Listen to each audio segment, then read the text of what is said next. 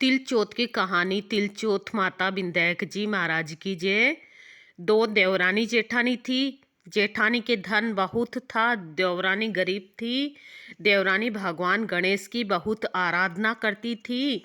वो अपनी जेठानी के घर रोज आटा पीसने के लिए जाती थी। जिस कपड़े से आटा छानती थी वो कपड़ा अपने घर लाकर पानी में घोल लेती और अपने पति को घोलकर पिला देती। एक दिन देवरानी के बच्चों ने देख लिया। वह अपनी माँ से बोले, माँ चाची तो अपने घर से आटे का कपड़ा ले जाकर चाचा जी को घोलकर पिला देती है। इस पर जेठानी ने देवरानी से कहा कि घर जाओ तो आटा छानने का कपड़ा यहीं रख कर जाया करो। देवरानी ने वैसा ही किया। घर गई तो उसका पति बोला, मुझे चूरण घोलकर पिला दो। देवरानी बोली कि आज उसने आटा छानने का कपड़ा वहीं रख लिया, इसलिए मेरे पास आपको खिलाने के लिए कुछ भी नहीं है। उस दिन उसके पति ने भूखों मरते गुस्से में होकर उसको लकड़ी ही लकड़ी से मारा। तकदीर से उस दिन चौथ माता का व्रत था। श्री गणेश जी का स्मरण करती हुई वह भूखी ही सो गई। तभी थोड़ी देर बाद गणेश जी ने आकर कहा कि आज तो तिलचोत है, तू भूखी ही क्यों सो रही है। तब देवरानी ने सारा वृत्तांत कह सुनाया। तब भगवान बोले कि आज मैंने तिलचोत होने के कारण चूरमा व तिलकुट्टा बहुत खाया है, इसलिए निबटने का मन है, सो कहाँ जाऊं। वह गुस्से में बोली, महाराज बहुत जगह पड़ी है, चाहे जहाँ चले जाओ। गणेश जी ने सारा घर भर दिया। निमटने जाकर बोला, पूछू कहाँ। वह फिर गुस्से में बोली, मेरा ललाट पड़ा है, पहुँच लो। गणेश जी पहुँचकर चले गए। थोड़ी देर बाद उसने आकर उठकर देखा तो सारा घर हीरे मोती से जगमगा रहा था। सारा सिर भी सोने की आभा से चमक रहा था।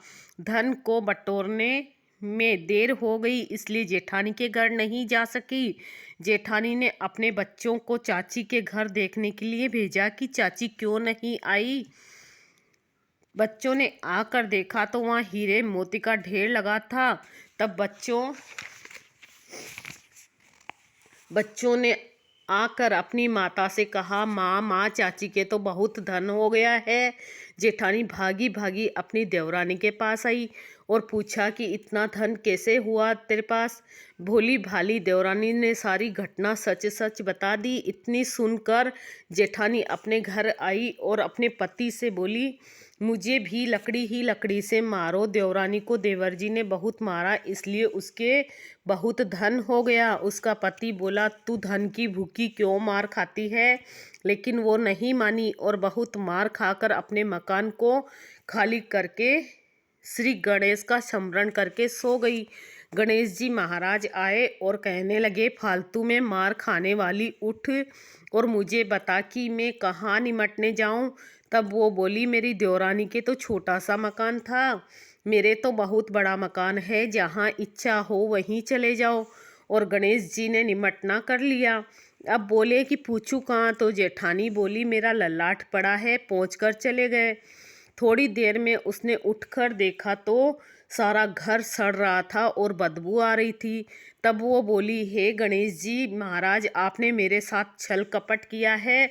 देवरानी को तो धन वैभव दिया और मुझे कूड़ा दिया। गणेश जी आए और बोले, तूने धन की भूखी मार खाई। जेठानी बोली और क्षमा याचना करने लगी, हे महाराज, मुझे तो धन नहीं चाहिए, आप अपना समेटा समेटो। गणेश जी बोले, तेरे धन का आधा देवरानी को दे, तब अपनी माया समेटूंगा।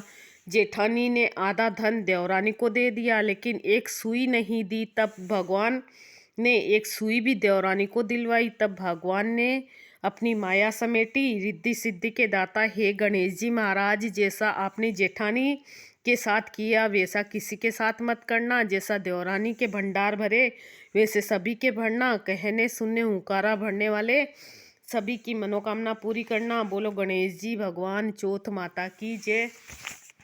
तिलचोट की कहानी सुनाई मैंने।